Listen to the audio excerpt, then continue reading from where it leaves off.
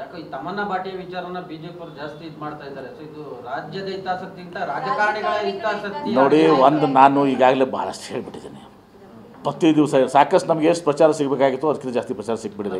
ವಿಜಯನ್ ಅವರು ಪದೇ ಪದೇ ಹೇಳ್ತಾ ಇದ್ದಾರೆ ಸರ್, ಅಲ್ಲಿ ರಾಜ್ಯದ ಹಿತಾಸಕ್ತಿಗಿಂತ ರಾಜಕಾರಣಿಗಳ ಹಿತಾಸಕ್ತಿ ಅಡಗಿದೆ. ದೀಪಿಕಾ ಚಿಲಿತಲ್ಲ ಯಾರೂ ಇದ್ಲಲ್ಲ. ದೀಪಿಕಾ ಯಾರೋ ಸೀತಾ ಪಾತ್ರ ಮಾಡಿದಾರಲ್ಲ, ದೀಪಿಕಾ ಯಾರೋ ಅದು ಸಿಗದ. ಆವಾಗ ಬರೀ ಕರ್ನಾಟಕ ರಾಜ್ಯದಲ್ಲಿ ಇತ್ತಲ್ಲ ಅದು. ಅವಾಗಿಂತ ಪ್ಯಾನ್ ಇಂಡಿಯಾ ಪ್ರಶ್ನೆ ಬಂದಿದ್ದಲ್ಲ. ಆವಾಗ 25 ಲಕ್ಷ ಬರೀ ಶೂಟೌಟ್ಸ್ ಅಲ್ಲ ಅವಾಗ ಅವ್ಳಿಗೆ. ಅವಳು ಕನ್ನಡಿಗರವ ಅವಾಗ. ಅವಳು BJP MP. ಮಹಾರಾಷ್ಟ್ರದಲ್ಲಿ ಮುಂಬೈದಲ್ಲಿ ಇರ್ತಾಳೆ, ಬೇಸಿಕಲಿ ಗುಜರಾತ್ನಾಗ. ಆಮೇಲೆ ಧೋನಿ ಮಾಡಿದರು.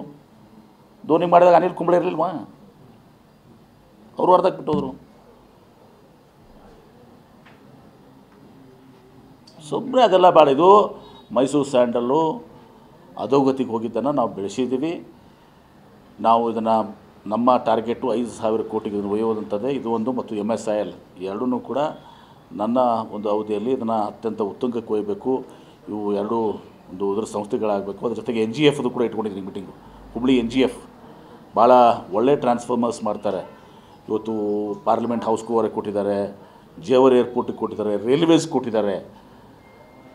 ಅದು ಭಾಳ ಕಷ್ಟಕ ಪರಿಸ್ಥಿತಿಯಲ್ಲಿದೆ. ಮತ್ತೆ ಅದನ್ನೆಲ್ಲ ನಾವು ಮಾಡಿ ಸುದ್ದು ಮಾಡ್ತೀವಿ. ಮತ್ತು ಅವಾಗ ಇವ್ರಿಗೆ ಏನಾದ್ರು ಬರ್ತದೆ ಅವಾಗ. ಹುಬ್ಳಿ NGFನು ಕೂಡ ನಾವು ಮತ್ತೆ ಅದನ್ನು ಭಾಳ ಕ್ವಾಲಿಟಿ ಟ್ರಾನ್ಸ್ಫಾರ್ಮರ್ಸ್ ಇದ್ದಾವೆ. ಪಾರ್ಲಿಮೆಂಟ್ ಹೌಸ್ಗೆ, ಹೊಸ ಪಾರ್ಲಿಮೆಂಟ್ ಹೌಸ್ಗೆ ಕೊಟ್ಟಿದ್ದಾರೆ, ಜೇವರ್ ಏರ್ಪೋರ್ಟ್ಗೆ ಕೊಟ್ಟಿದ್ದಾರೆ, ರೈಲ್ವೇಸ್ಗೆ ಕೊಡ್ತಿದ್ದಾರೆ, ವಿದೇಶಕ್ಕೆ ಹೋಗಿದ್ದಾವೆ. ಆದರೆ ಅದಕ್ಕೆ ಕೆಲವೊಂದು ಕಷ್ಟದಲ್ಲಿದೆ ಆ ಸಂಸ್ಥೆ. ಅದಕ್ಕೆ ಇವತ್ತು ಮೀಟಿಂಗ್ ಇಟ್ಕೊಂಡಿದ್ದೀನಿ. ಇವತ್ತು ಫೈನಾನ್ಸ್ ಪ್ರಿನ್ಸಿಪಲ್ಸಿಗೆ ACS ಫೈನಾನ್ಸು, ACS CM, ನಮ್ಮ ACS ಅದು ನಮ್ಮ PRS ಇಂಡಸ್ಟ್ರೀಸ್ ನಾವೆಲ್ಲ ಕೂಡ ಚರ್ಚೆ ಮಾಡ್ತಾಯಿದ್ದೀವಿ. ಇದು ಮಾಡೋ ಕೆಲಸ. ಮಾಡಾಳು ವಿರೂಪಾಕ್ಷಪ್ಪನ ಮಾಡಿದಾಗ ಎಲ್ಲರೂ ಸುಮ್ಮನೆ ಇದ್ದರು. ಆವಾಗ ಕನ್ನಡ, ಮೈಸೂರು ಸ್ಯಾಂಡಲ್ ನಮ್ಮ ಹೆಮ್ಮೆ. ವಿಜೇಂದ್ರಗೆ ನೆನಪಾಗಲಿಲ್ಲ, ಯಾರಿಗೂ ನೆನಪಾಗಲಿಲ್ಲ. ಅವಾಗ ಮಾಡಾಳು ವಿರೂಪಾಕ್ಷಪ್ಪ ಎಲ್ಲ ಹಾಳುಗೆಡವಿ ಜೈಲಿಗೆ ಹೋದಾಗ ಕರ್ನಾಟಕದ ಹೆಮ್ಮೆ, ನಮ್ಮ ಹೆಮ್ಮೆ ಮೈಸೂರು ಸ್ಯಾಂಡಲು ಈಗ ನೆನಪಾಗಲಿಲ್ಲ. ಈಗ ನಾವೆಲ್ಲ ದೊಡ್ಡ ಮಟ್ಟಕ್ಕೆ ಬೆಳೆಸಿ 400 ಕೋಟಿ ಪ್ರಾಫಿಟ್ ಆದಮೇಲೆ ಅದು ನಾವು ತಮ್ಮನ್ನ ಬಾಟಿ ಇರ್ಬೋದು, ಮತ್ತೊಂದು ಇರ್ಬೋದು.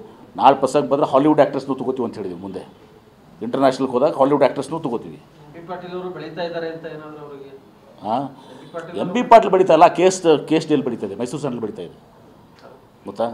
ನಾನು ಬೆಳೀತಾ ಇಲ್ಲ, ಕೇಸ್ ಡೀಲ್ ಬೆಳೀತಾ ಇದೆ. ನಿಮ್ಗೆ ಹೆಮ್ಮೆ ಅನ್ಸಂಗಿಲ್ವಾ? ಎಲ್ಲರಿಗೂ ಅರ್ಥ ಆಗಿದೆ, ಬಿಟ್ಬಿಡಿ ಅದನ್ನು. ಇಲ್ಲ ಸುಮ್ಮನೆ ಮಾಡಾಳು ವಿರೂಪಾಕ್ಷ ಬಗ್ಗೆ ಇದು ಮಾಡೋಣ. ಏನದು ಏನು ಬ್ರ್ಯಾಂಡ್ ಅಂಬಾಸಿಡರ್ ವಿಜೇಂದ್ರ ಕೇಳಿಬಿಡಿ. ಮಾಡಾಳು ವಿರೂಪಾಕ್ಷಪ್ಪನ ಬ್ರ್ಯಾಂಡ್ ಅಂಬಾಸಿಡರ್ ಮಾಡೋಣ ಅಥವಾ ವಿಜೇಂದ್ರ ಮಾಡೋಣ?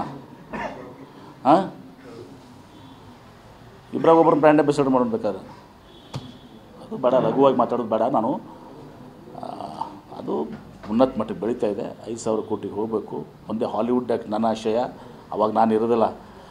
ಮುಂದೆ ಅಷ್ಟು ಬೆಳೆದಾಗ ಯುರೋಪು, ಅಮೇರಿಕಾ, ಉಳಿದಂಥ ರಾಷ್ಟ್ರಗಳಲ್ಲಿ ಜಾಗತಿಕ ಮಟ್ಟಕ್ಕೆ ಹೋದಾಗ we require an international ambassador. ಅವಾಗ ಅದಾರಲ್ಲ ಯಾರು, ಕ್ರಿಸ್ಟಿನಾ ಸ್ಟೆವರ್ಟು, ಅಂಜಲಿನಾ ಜೋಲಿ, ಯಾರು ನನಗೆ ಗೊತ್ತಿಲ್ಲ ಹೆಸರುಗಳೆಲ್ಲ. ನಾವು ಔಟ್ಡೇಟೆಡು.